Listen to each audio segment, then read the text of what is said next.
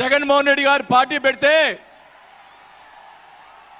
రాజకీయ భిక్ష పెట్టాడు కాబట్టి నేను మంత్రి పదవి వదులుకొని ఆయన వెంట నడిచాను. నేను 4 సంవత్సరాలు మనోహర్ గారికి తెలుసు, 4 సంవత్సరాలు మంత్రి ఉంది నాకు. అయినా కానీ నాకు రాజకీయ భిక్ష పెట్టాడు కాబట్టి, మానవత్వం అనేది ఉంది కాబట్టి నేను ఆ రోజు ఆయనకి తలిచాను. కానీ ఏం జరిగింది, నాకు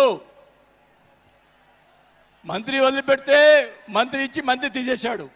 అవన్నీ నేను కూడా బాధపడిన, నేను మంత్రి అనేది ఐ డోంట్ కేర్. ఆ రోజు 4 సంవత్సరాలకే వదిలిపెట్టాను.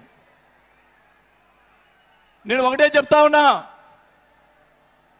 మన వంశీ గారిని ఆయన చెప్పాడు కదా, మన ఈయన సినిమా యాక్టర్, ఆయన పేరేంటి, పోసాని మురళి గారు, వాళ్ళని అరెస్ట్ చేస్తే ఈయన పోయి జగన్మోహన్ రెడ్డి గారు పోయి వాళ్ళని పరామర్శిస్తాడు. నేను ఒకటే చెప్తా ఉన్నా,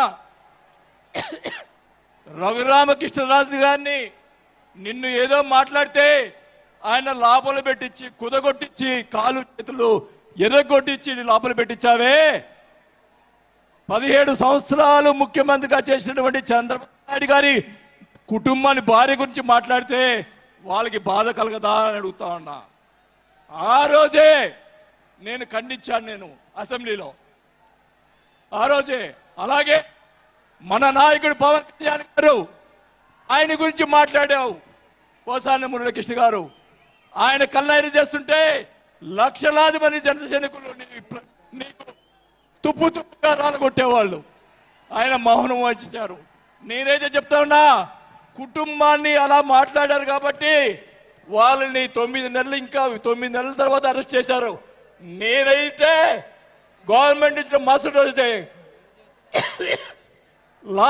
లాఠీతో రాలగొట్టించి లోపల వేయించేవాడిని కూడా ఈ సభకు అర్థం చేసుకుంటా ఉన్నా.